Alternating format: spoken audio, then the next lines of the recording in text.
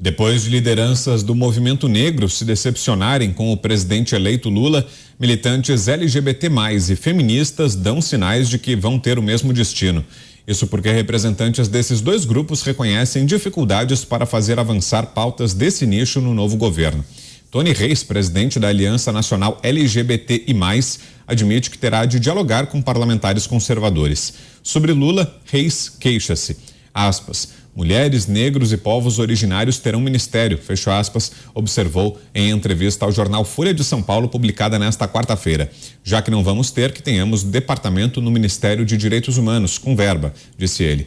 A antropóloga Débora Diniz, professora da UNB, disse que cabe às feministas manterem a pressão para que o aborto seja tratado como questão de saúde pública.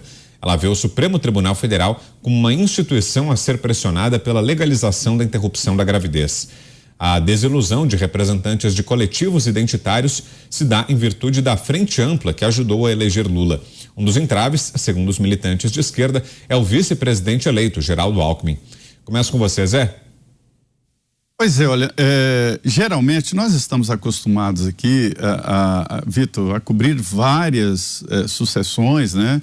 E normalmente há um caminho. O caminho é o de lua de mel inicial, de 2 meses com o presidente eleito. Comum. Ele vem ungido pelas urnas, né? E vem com a garantia de um poder novo, de uma substituição, e há a chamada lua de mel. Aí os adversários mais radicais se retraem, né? Os que são aliados de primeira hora crescem, e os que não são, mais ou menos, ficam pagando para ver, ou seja, olhando de longe. E o que a gente vê agora é que Lula não tem essa tal lua de mel, é uma lua de fel. Durante esse tempo, nós estamos aí com uma manifestação pública, pessoas nas ruas e avenidas, né? 24 horas por dia, não é uma manifestação e vai para casa, não. A manifestação aqui no quartel-general está desde as eleições lá na porta do quartel e manifestando contra exatamente o governo do ex-presidente Lula.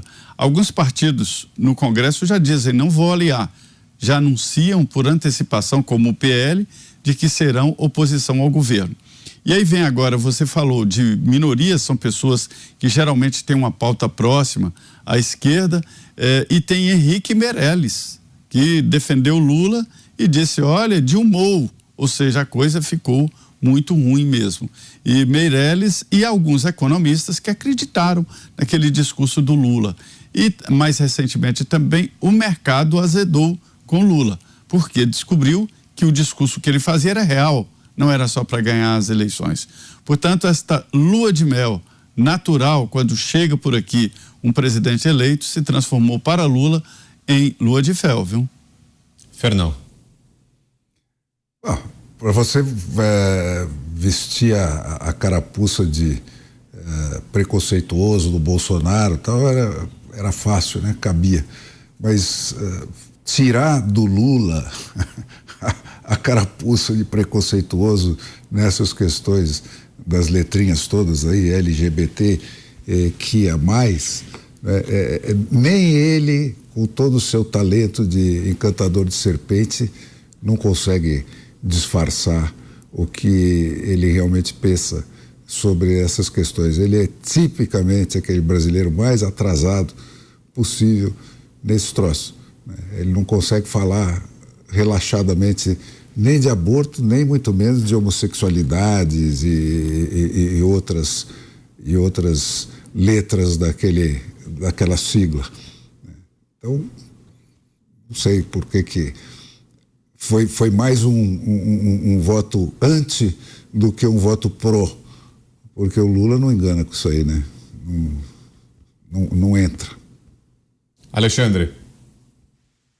Pois é, você disse, Brown, que não estão vendo avanços no governo. Não é no governo que vai ter que ter avanço, não.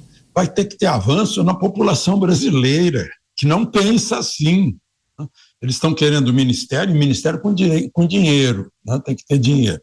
Mas vão ter que convencer a maioria da população brasileira, que não concorda com isso. A maioria da população brasileira tem valores que são chamados de conservadores, morais, éticos, de costumes, são chamados valores familiares que não aceitam isso. E não é só convencer 58, 59 milhões de eleitores que votaram em Bolsonaro. Vão ter que convencer uma boa parte dos 60 milhões de eleitores que votaram em Lula, porque muitos, a maioria, votou sem saber no que estava votando. Quando descobrirem que votaram nisso também, vão ter que convencer essas pessoas, que são pessoas conservadoras também, que acharam que Lula era um bonzinho, que ia dar picanha com chope, essas coisas, que na verdade foi ele que levou água lá para o Nordeste, né? Tudo isso. Vão ter que convencer essas pessoas, a maioria da população brasileira, que não concorda com esses chamados avanços aí, que, sinto muito, contrariam o que a gente aprendeu na biologia, na física, na ciência, nas leis naturais. É isso. Coronel. Eu vou me ater só aos povos originários, né, que receberão aí o ministério.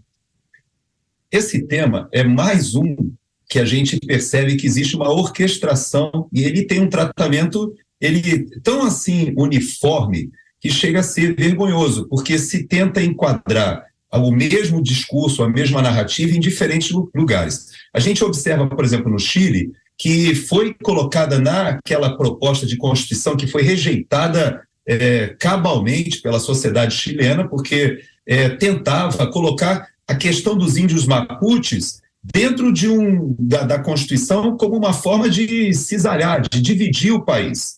Da mesma forma, essa questão indígena é explorada principalmente nos Andes, tanto no Equador foi tentado fazer essa exploração para dividir o país, na Bolívia também, no Peru, a própria eleição que foi agora do ano passado, né, de junho do ano passado, aquele líder de esquerda, ele cresce exatamente naqueles locais de produção de cocaína, que é o segundo maior produtor de cocaína, o Peru, e ali naquelas áreas há grandes populações indígenas dentro daquela exploração que se faz dentro da causa dos povos originários. Então, nós percebemos que no Brasil nós tivemos problemas enormes ali em Raposa Serra do Sol, em Roraima. Estamos vivendo esse problema até hoje porque não houve a possibilidade de eletrificar o Estado por causa de um problema numa dessas reservas que agora parece que está resolvido, se esse governo que entrar não obstaculizar aquela solução que conseguiria ligar